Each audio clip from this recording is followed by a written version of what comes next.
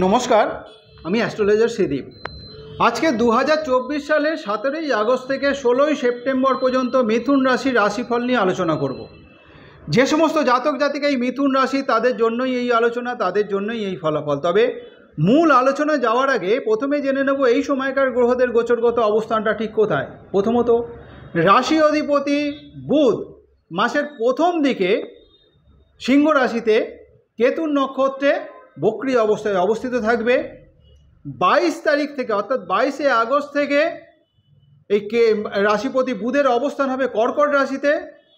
পুনরায় 4ঠা সেপ্টেম্বর থেকে বাকি সময়টা রাশিপতি বুধের সঞ্চার হবে সিংহ রাশিতে এবং 4ঠা সেপ্টেম্বর থেকে বাকি সময়টা এই সিংহ রাশিতেই রাশিপতি বুধ অবস্থিত থাকবে।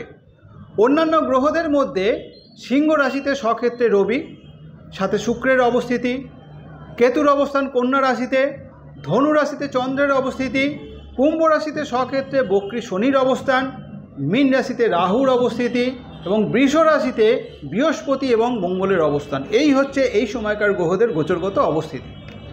এবারে জানবো এই 17ই আগস্ট থেকে 16ই সেপ্টেম্বর এই সময়ের মধ্যে মিথুন রাশির জাতক জাতিকাদের কোন কোন দিক শুভ, কোন কোন দিক অশুভ। প্রথমেই আসবো শরীর স্বাস্থ্য বিষয় নিয়ে।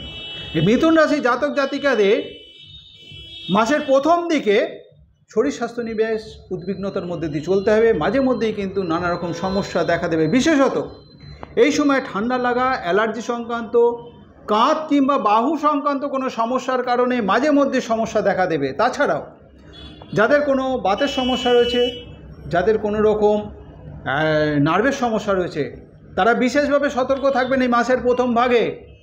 এই নার্ভ সংক্রান্ত কিংবা বাত সংক্রান্ত বিষয়ে বেশ কষ্ট ভোগের একটা সম্ভাবনা থাকবে। সুতরাং মাসের প্রথম ভাগে মিথুন রাশির জাতক জাতিকাদের শরীর স্বাস্থ্য বিষয়ে একটা অস্থিরতা বৃদ্ধি পাবে। মাসের দ্বিতীয় ভাগ এই সময় থেকে, মাসের দ্বিতীয় ভাগের প্রথম থেকে বাকি সময়টা ধীরে ধীরে কিন্তু শারীরিক সুস্থতার একটা ইঙ্গিত থাকছে। যে সমস্ত জাতক জাতিকারা বিদ্যা শিক্ষার সাথে যুক্ত রয়েছেন, বিশেষত প্রাথমিক বিদ্যার্থী যারা, তাদের জন্য কিন্তু খুব একটা শুভ বার্তা থাকছে না মাসের প্রথম ভাগে। মাসের প্রথম ভাগটা কিন্তু বিদ্যাক্ষেত্রে বিশেষ সতর্কতার মধ্যে দিয়ে চলতে হবে। এই সময় কিন্তু চঞ্চলতার কারণে, অমনোযোগিতার কারণে কিংবা সঠিক সিদ্ধান্ত না নেওয়ার কারণে বিদ্যা শিক্ষার ক্ষেত্রে কিন্তু একটা বাধা দেখা দেবে, একটা সমস্যা দেখা দেওয়ার সম্ভাবনা থাকছে। বিদ্যাক্ষেত্রে এই সময় কিন্তু যথেষ্ট মনোযোগের প্রয়োজন পড়বে। এই সময় কিন্তু যথেষ্ট পরিশ্রম করার একটা মানসিকতা থাকতে হবে, তবেই কিন্তু বিদ্যাক্ষেত্রে একটা সফলতার দিকে এগিয়ে যাওয়া যাবে। প্রতিকূলতার যেহেতু এখানে তবে যেহেতু বৃহস্পতির দৃষ্টি এই চতুর্থ রাশিতে অবস্থিত থাকায় পতিত হওয়ায়, তবে যেহেতু বৃহস্পতির দৃষ্টি চতুর্থ রাশিতে পতিত হওয়ার কারণে এই সময় কিন্তু নানা রকম প্রতিকূলতা প্রাথমিক বিদ্যার্থীদের আসলেও, নানা রকম বাধা বিপদ আসলেও ওই বাধার মাধ্যম দিয়েও কিন্তু একটা সফলতা আসবে। তবে তাতেও কিন্তু মনোযোগিতার বিশেষ প্রয়োজন, পরিশ্রমেরও কিন্তু বিশেষ প্রয়োজন পড়ছে। মাসের দ্বিতীয় ভাগ ধীরে ধীরে কিন্তু অবস্থার শুভত্বের দিকে পরিবর্তিত হবে।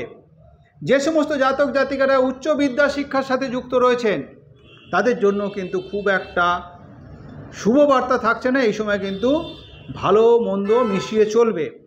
পঞ্চম রাশিপতি শুক্র মাসের প্রথম ভাগে তৃতীয় রাশিতে, তৃতীয় রাশিপতির সাথে অবস্থিত থাকবে। দ্বিতীয় ভাগে চতুর্থ রাশিতে কেতুর সাথে অবস্থিত থাকবে এবং ভাগ্য রাশিপতি শনি বক্রী অবস্থায় ভাগ্য রাশিতে অবস্থিত। এই গ্রহগত অবস্থিতির পরিপ্রেক্ষিতে উচ্চ বিদ্যার্থীদের একটা মিশ্র ফল প্রাপ্তি হবে। বেশ প্রতিকূলতার মধ্য দিয়ে কিন্তু সফলতার দিকে এগিয়ে চলতে হবে। যথেষ্ট পরিশ্রম এখানে করতে হবে, যথেষ্ট মনোসংযোগের প্রয়োজন, যথেষ্ট অধ্যাবসায়ের মধ্যে দিয়ে কিন্তু সফলতা আসবে। সুতরাং উচ্চ বিদ্যার্থীদের ভালো মন্দ মিশিয়ে এখানে চলবে, সেদিকে বিশেষভাবে নজর রেখে চলতে হবে যাতে সফলতার দিকে এগিয়ে যাওয়া যায়। এই সময় কোনো রকম প্রতিযোগিতামূলক পরীক্ষা থাকলেও তাতে বেশ সচেতন থাকতে হবে। মিথুন রাশির জাতক জাতিকাদের অর্থনৈতিক ক্ষেত্র বিশেষত শুভই বলা চলে। রাশি অধিপতি বুধ মাসের প্রথম ভাগে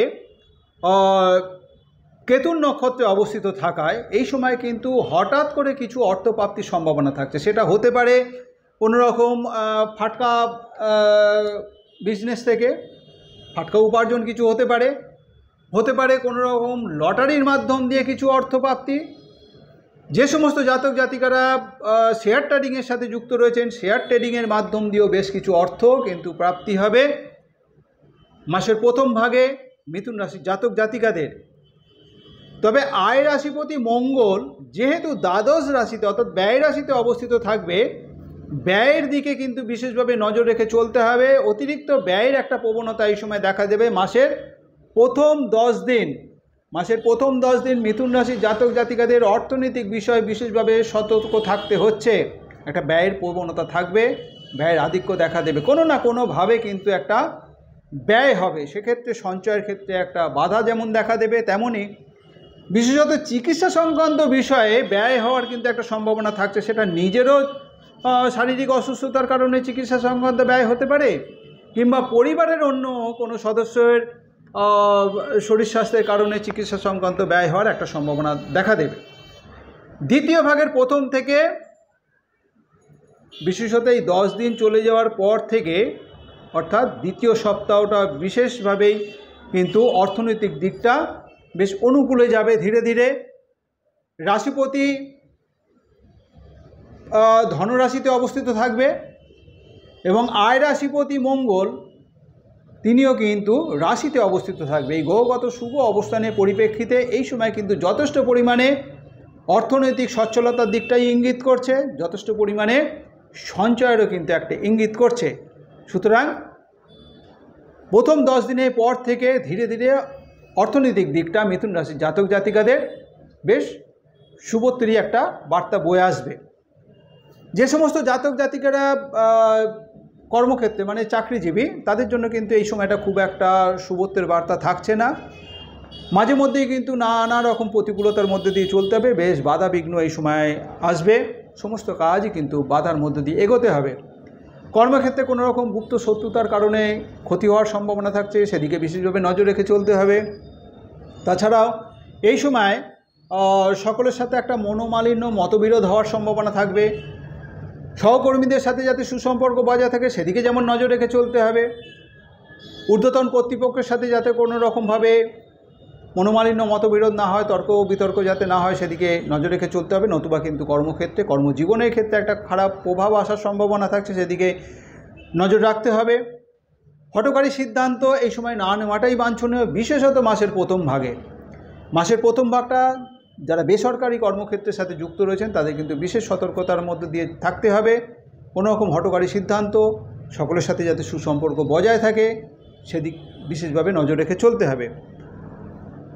ধীরে ধীরে মাসের দ্বিতীয় ভাগের প্রথম থেকে ধীরে ধীরে কিন্তু অবস্থা আপনার অনুকূলে যাবে।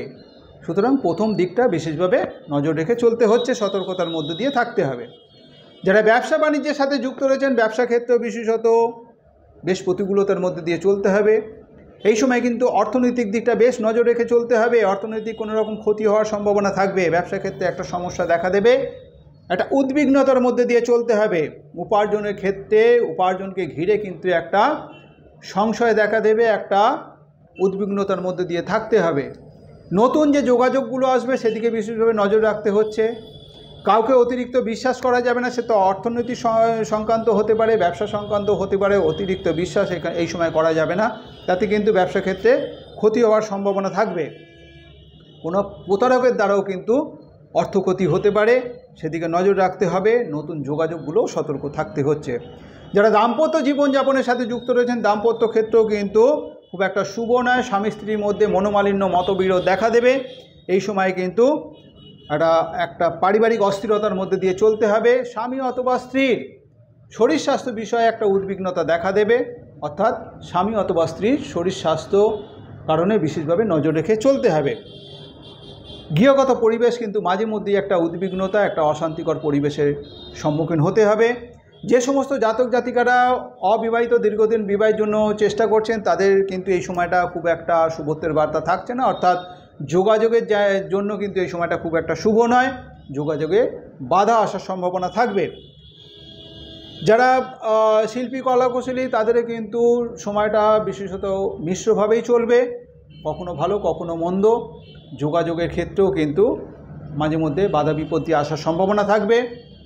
যারা অন্যান্য পেশার সাথে যুক্ত রয়েছেন তাদেরও কিন্তু এই সময় বিশেষ সতর্কতার মধ্যে দিয়ে চলতে হবে। অর্থনৈতিক ক্ষেত্রে কিন্তু কিছু ক্ষতি হওয়ার সম্ভাবনা থাকছে, সেদিকে নজর রেখে চলতে হবে। এই মিথুন রাশির জাতক জাতিকারা যারা মৃগশিরা নক্ষত্রে জন্মগ্রহণ করেছেন তাদের জন্য আগস্ট মাসের 17 তারিখ, 23 তারিখ এবং 29 তারিখ শুভ। সেপ্টেম্বর মাসের 5 তারিখ, 9 তারিখ এবং 14 তারিখ শুভ। যাদের জন্ম নক্ষত্র আদ্রা তাদের জন্য আগস্ট মাসের 19 তারিখ, 24 তারিখ, 30 তারিখ এবং সেপ্টেম্বর মাসের 1 তারিখ, 6 তারিখ, 15 তারিখ শুভ। যাদের জন্ম নক্ষত্র পুনর্বসু তাদের জন্য আগস্ট মাসের 20 তারিখ, 25 তারিখ এবং 28 তারিখ, সেপ্টেম্বর মাসের 3 তারিখ, 7 তারিখ এবং 16 তারিখ শুভ। শুভ দিক হিসেবে উত্তর পূর্ব দিক অর্থাৎ ঈশান কোণ আপনাদের জন্য শুভ। শুভ বার বুধবার, শুক্রবার এবং শনিবার। শুভ রং হচ্ছে সাদা রং এবং সবুজ রং। যে কোনো শুভ কাজের জন্য যেমন সাদা রং কিংবা সবুজ রঙের পোশাককে বিশেষভাবে ব্যবহার করা যেতে পারবে, তেমনি বুধবার, শুক্রবার এবং শনিবার এই দিনগুলো বিশেষ শুভ কাজের জন্য ব্যবহার করা গেলে তাহলে শুভ ফল লাভের সম্ভাবনা অনেকাংশে বেশি থাকবে। এই যে আলোচনা, এই যে রাশিফল, এটা বিশেষত এই সময়কার গ্রহদের গোচরগত অবস্থানের পরিপ্রেক্ষিতেই এই রাশিফল।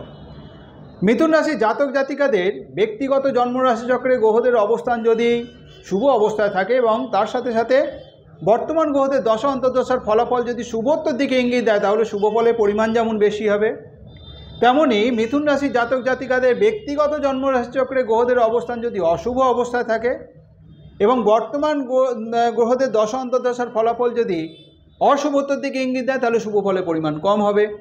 সুতরাং বর্তমান গ্রহদের গোচরগত অবস্থানের পরিপ্রেক্ষিতে যে আলোচনা, তার সাথে মিথুন রাশি জাতক জাতিকাদের ব্যক্তিগত জন্মরাশি চক্রে গ্রহদের অবস্থান এবং বর্তমান গ্রহদের দশা অন্তর্দশার ফলের মধ্যে একটা বৈষম্য, একটা তারতম্য হতেই পারে। আমার এই আলোচনা, এই যে রাশিফল, এটা যদি আপনার কাছে গ্রহণযোগ্য মনে হয়, যদি ভালো লেগে থাকে, অবশ্যই লাইক এবং শেয়ার আশা করব। যারা এখনও পর্যন্ত আমার এই চ্যানেলটিকে সাবস্ক্রাইব করেননি, আমার পরবর্তী ভিডিও, পরবর্তী আলোচনাগুলোর লিঙ্ক পেতে অবশ্যই চ্যানেলটিকে সাবস্ক্রাইব করে নেবেন। আজ এই পর্যন্তই। ভালো থাকবেন, সুস্থ থাকবেন। ধন্যবাদ।